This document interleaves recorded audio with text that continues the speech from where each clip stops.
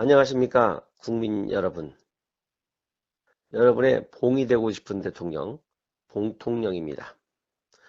오늘은 주택 문제, 요새 심각한 문제로 대두되고 있는데요. 이 주택 문제를 어떻게 해결할 것인가, 좀 엉뚱한 생각을 한번 말씀드려볼까 합니다. 우리가 흔히 아파트 할 때, 아파트는 주거의 개념, 그리고 사는 개념이죠. 주거의 개념. 근데 소유의 개념을 많이 갖고 있습니다. 이런 소유의 개념, 주거는 맞지만 소유의 개념을 좀 탈피해 봤으면 어떤가 먼저 생각을 해보고요. 그래서 아파트를 분양을 할 때 판매가 아닌 임대 분양을 먼저 생각을 해보고자 합니다. 아파트를 지어서 임대를 20년, 30년, 그리고 그 비용을 거의 들어가지 않게끔 해준다면 좋겠죠. 문제는 이런 아파트를 어디다 지을 것이냐 하는 거죠. 자, 이게 엉뚱한 생각입니다. 이 아파트를 어디다 지을 것이냐. 이게 엉뚱한 생각인데요. 저는 서울에서 아파트를 지으려고 하면 그러니까 원래 있던 지역에서는 이 땅이 부족합니다. 그러다 보니까 새로 개발되는 그런 신주거지역을 만들기 위해서는 보통 우리가 뭡니까? 그린벨트라고 하는 걸 해제를 해서 그쪽에 땅을 이용해서 집을 짓죠. 그런데 그린벨트는 왜 만들었습니까? 우리가 그린벨트 만든 이유가 뭡니까? 도시의 확장을 막고 또한 쾌적한 공기를 우리가 막기 위해서 건강한 삶을 살기 위해서 만들어 놓은 거 아닙니까? 그러므로 그린벨트를 건들지 않고 현재의 상황을 그대로 이용하자는 거죠. 그게 뭡니까? 저는 첫째로 지하철 역사 위를 한번 생각해 보았습니다. 우리가 영등포역이나 다른 데 가보면 어떻습니까? 서울역도 용산역도 마찬가지고요. 그런 데 가보면 역사 위에 쇼핑센터가 있지 않습니까? 이와 마찬가지로 역사 위에 주택, 아파트가 있다면 어떨까요? 역사가 길이가 굉장히 길죠. 100m가 넘으니까.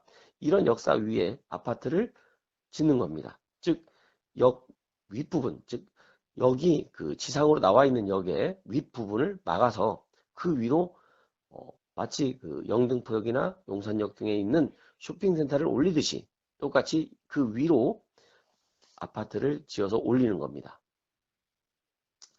물론 역사가 붕 떠 있는 그런 역도 있고 1호선처럼 그냥 땅 위에 있는 역도 있습니다. 물론 제일 쉬운 건 1호선 같이 땅 위에 있는 역에 지으면 좋겠죠. 그 위에다가 공사를 해서 올리면 엄청난, 즉 역 몇 개만 하더라도 어마어마한 주택수가, 즉 아파트 가구 수가 나오게 될 것입니다. 그래서 저는 엉뚱한 생각이죠. 물론 엉뚱한 생각이지만 실현 가능성이 있지 않을까라고 생각해 봅니다. 여기에 사시는 분들은 자동차가 자가용이 필요 없을 것입니다. 왜요? 그 밑에 뭡니까? 완전히 그 대중교통이 바로 집에서 내려오자마자 지하철이라는 대중교통이 있는데 굳이 자기 자가용이 필요할까요? 이런 방법을 채택을 하면 서울의 교통량 줄이는데도 많은 도움이 될 거라고 생각합니다. 자, 그리고 또 하나, 동사무소 또는 파출소와 같은 이런 공공 건물을 지을 때 우리가 보통 동사무소 가보면 2층, 3층밖에는 안 되잖아요. 그걸 10층, 20층으로 지어서 1, 2, 3층까지는 동사무소 쓰고 4층부터 꼭대기층까지는 또는 파출소 똑같아요. 꼭대기층까지는 뭡니까? 아파트로 분양을 해주는 거죠. 그래서 여기에 들어오시는 분들은 전부 임대 아파트입니다. 아까 역 위도 똑같아요. 임대 아파트. 특히나 제가 앞에서 그 출산 장려 정책에서 말씀드렸죠. 그때 뭐라고 했어요? 아이를 셋 가지거나 넷 가지신 분들은 무료로 20년씩 줘야 된다고 말씀드렸습니다. 그것처럼 이번에도 똑같이 무료로 그 줄 대상자를 먼저 아이 셋, 넷 가지신 분들에게 먼저 드리고 이제 남으면 둘, 하나 이렇게 드려야겠죠.